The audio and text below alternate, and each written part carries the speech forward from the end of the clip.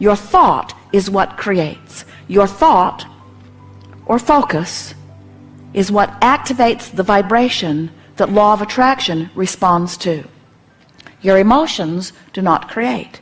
Your emotions are your indicator of what you are creating.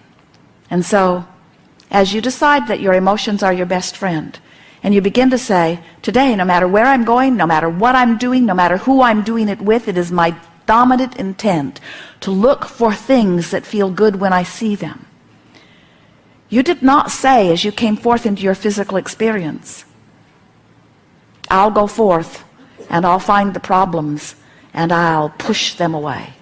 Because from that vantage point you understood that this is a universe that is based upon attraction. It's based upon inclusion. There's no such thing as no in an inclusion-based universe. When you see something you want and you say yes to it, you include it in your vibration. It's like saying, come to me, this thing I want. But when you see something you don't want and you shout no at it, it's like saying, come to me, this thing I do not want. You have a war against drugs and a war against AIDS and a war against cancer and a war against poverty and a war against terrorism. And all of them are getting bigger. Because when you try to push away something, it doesn't go away. All that happens is you activate it in your vibration and then you use it as your excuse to not go with who you are. So when you see something unwanted like cancer or terrorism, it causes you to ask for something better. It causes you to ask for a more peaceful world, or a world where more are honored and appreciated, or a world where more ideas are allowed, the world that you intended, where the diversity is your strength, not your weakness.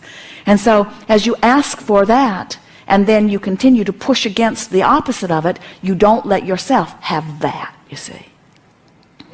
We are eager to talk with you about anything that is important to you. There is nothing that is off limits. It will be a wonderful unfolding. What do you want to talk about? Well, it's going to be a very good day. Begin right here. Shalom, Abraham.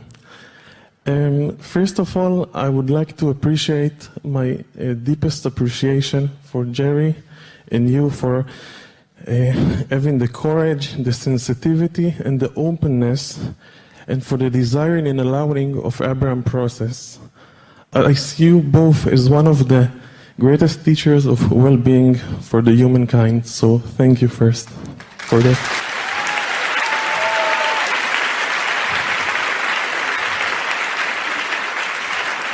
We are appreciating your appreciation, and we are all in this together.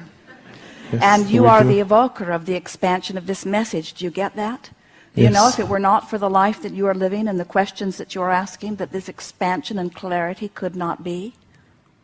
It is you who deserves the appreciation. Thank you.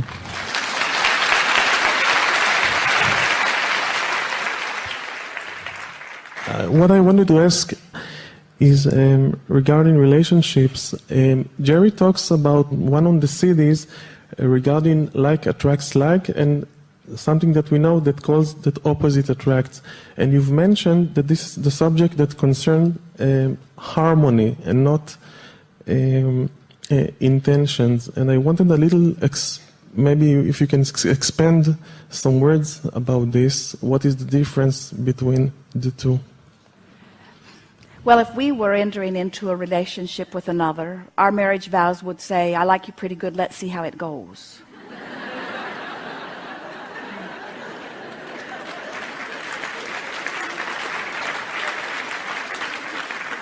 You see, this subject of relationships really speaks to what we were talking about already here, in that so often when you come together with another, usually in the beginning, you are each hoping for and looking for the best in one another. And that's a very good basis to begin, because when you are looking for it, you are finding it. And so what you're actually doing is using the positive aspects of each other to be your excuse to tune yourself into who you really are. In other words, when you see something in another that makes you feel good, you have fixated on something that has caused you to become a vibrational match to the greater part of you. That's what in love is. It's being a vibrational match to who you are. But so often, people want to find approval or appreciation from each other And in looking for it from each other, they forget about the vibrational alignment between who they are and who they really are. So we want to say to you that if you will let the relationship that matters most, far more than all other relationships put together, be the relationship between you and you, a really good thing to ask yourself on a really regular basis as you're involved in your interpersonal relationships. Let's say you're looking at someone and you don't like what you see, and you feel negative emotion because you've fixated on something that the source within you would never fixate on.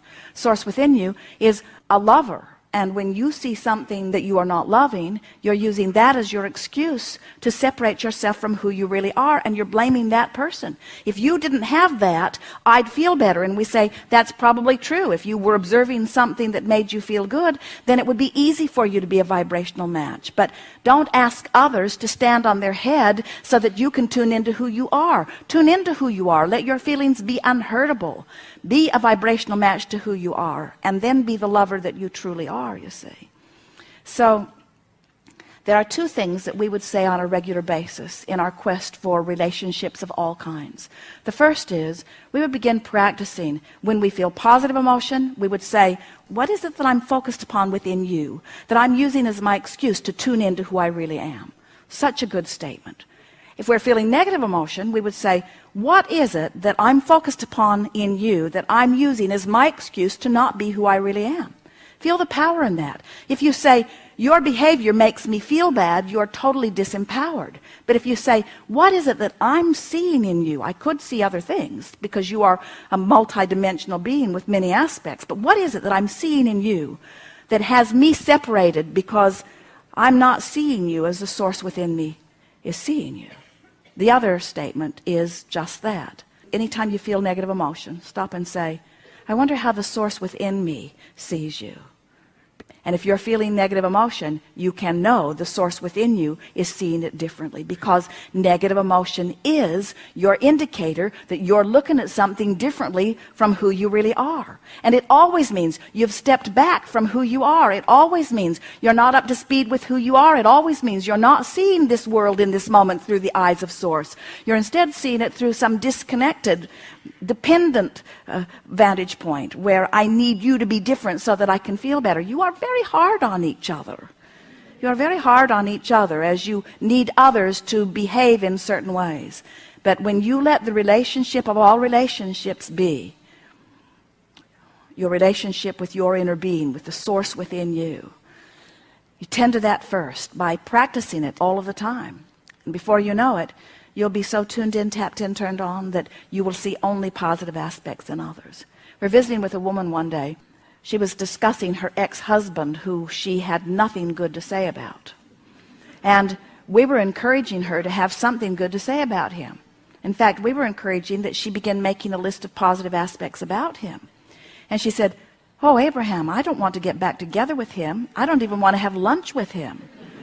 And we said, we're not trying to get you back together with him. We're trying to get you back together with you. In other words, you can't condemn another without separating yourself. And that's why you feel such strong emotions about so many people. You don't feel good, and you think it's because of something that they are doing, you see. So there are so many wonderful relationships to be experienced. And when you get tuned into who you are first, and then you begin to move through your day looking for the best in others, before you know it, you'll be so tuned to the best in others and in the world that it will be a really rare experience when someone bumps up against you who's not a vibrational match to that well-being. Isn't it interesting to know that you have control over the behavior of all others? Now hear this. You have control over the behavior of all others as it relates to you, because you are evoking from everyone where your vibration is about them. So if you train your vibration into the best of them, then they must give it to you. That's what positive expectation is. That's what true upliftment is. Getting tuned into who they really are, you see. And if they're really vibrating in a different place than you are, law of attraction will not bring you to the same place. Even if you live in the same house, you'll zig and zag. You'll wake up at different times. You'll sort of have different thoughts. You'll go one way, the other will go another way. In other words, no problem at all. The universe only brings you aspects of others that are active within you. So everything you're getting from everyone that you're getting from, you're getting it as an indication of your vibration. Jerry and Esther's friend Mike on the camera made a button and gave it to them, and the button says, "Hi, I'm your vibrational indicator." So if someone's rude to you, they're your vibrational indicator. If someone's charming, they're your vibrational indicator. You only get back what you are giving out, you see. So it's really worthwhile training yourself into alignment with who you really are. Good to know, yes? Indeed. Good time for a segment of reflection. Thank you. We are.